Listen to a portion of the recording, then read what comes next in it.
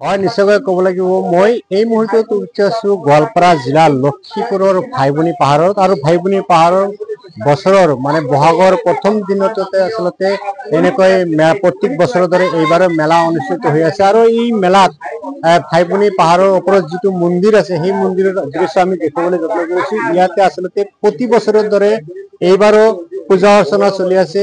প্ৰথম দিনা আচলতে চ'তৰ শেষ দিনা আচলতে এই শিৱ পাৰ্বতীৰ পূজা কৰা হয় আৰু দ্বিতীয় দিন আজি বহাগৰ প্ৰথম দিনা আচলতে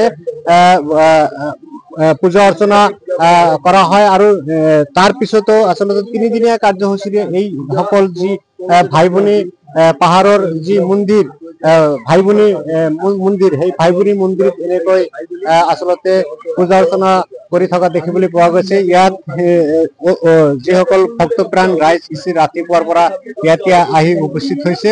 আমি NKTV দৰ্শকসকলক দেখুৱাইছি যে এনেকৈ আচলতে যি মাংগলিক নীতি নিয়ম যে পূজা অৰ্চনা কৰিব যি নীতি নিয়ম সেই নীতি নিয়মেৰে আচলতে ইয়াতে পূজা অৰ্চনা প্ৰতি বছৰৰ দৰে এইবাৰো পূজা অৰ্চনা চলি আছে।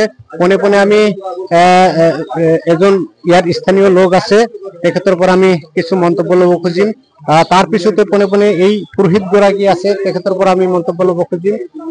দাদা আচলতে ভাইবনী পাহাৰত আচলতে আজি প্ৰায় 80 বছৰৰ পৰা এনেকৈ পূজা অৰ্চনা চলি আছে, কি ক'ব? পোনপ্ৰথমে মই অসমবাসী ৰাইজলৈ অসমীয়া নৱবৰ্ষৰ লগতে ৰঙালী বিহুৰ শুভেচ্ছা জনাইছো। একচুৱেলি ভাইবনী পূজাটো 80 বছৰ নহয়, এইটো হ'ল 150 বছৰ মান বহুত পুৰণা। তাৰমানে তাতে যিটো আছে এইটো নহয়, তাৰ আগতে পূজা কৰিছিলে। এইটো 150 বছৰৰ পূজা। ইয়াত হ'ল 3 দিনীয়া পূজা হয়, 31 চ'ত, 1 বহাগ 2 বহাগ। প্ৰথম দিনাখন হৈ গ'ল আপোনাৰ বুঢ়া বুঢ়ী পূজা। বুঢ়া বুঢ়ী মানে তোৰ কি শিৱ পাৰ্বতী, ঠিক আছে, ভগৱান মহাদেৱ আৰু মা পাৰ্বতীৰ পূজা হয়। দ্বিতীয় দিনাখন হয় বলৰাম সুভদ্ৰা ভাই ভনী, এখেত দুটা ভাই ভনী। তাৰপিছত তৃতীয় দিনাখন হ'ব ইয়াতে হ'ব মা কালী পূজা।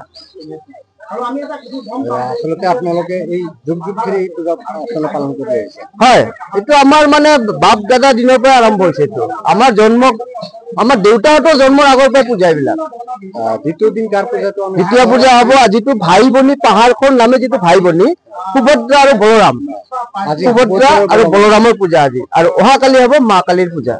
নিশ্চয়কৈ ক'ব লাগিব আমি NKTV দৰ্শকসকলক সামগ্ৰিক দৃশ্য দেখুৱাইছো যে আজিৰ দিনটোত এই বহাগৰ প্ৰথম দিনটোতে সুভদ্ৰা আৰু বলৰাম ভাই ভনী সেই ভাই ভনীৰ পূজা অৰ্চনা কৰা হ'ব।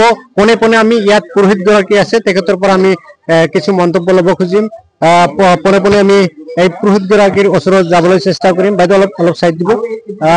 দাদা আমি দেখিবলৈ পাইছো এইবাৰ প্ৰতি বছৰৰ দৰে এইবাৰ আপোনাৰ পূজা অৰ্চনা চলি আছে, কি পূজা ঠিকই চলি আছে। এটা ভাইবনী পূজা বর্তমান চলি আছে। বর্তমান বলরাম আর সুভদ্রা কিমান বছৰৰ পৰা? প্ৰায় 150 বছৰ আগৰ পৰা চলি আছে। এই স্থানটোৰ নাম কি? ভাইবনী। এইটোৰ নাম পাহাৰখান গোটাইখিনি লৈ চলে ভাইবনী, ভাইবনী পাহাড় বুলিয়ে কয় এখানত। আৰ আজি ভাইবনীৰে পূজা বলৰাম আৰ সুভদ্ৰা। কেইদিনৰ পূজা অৰ্চনা? আগত আছিল 3 দিন।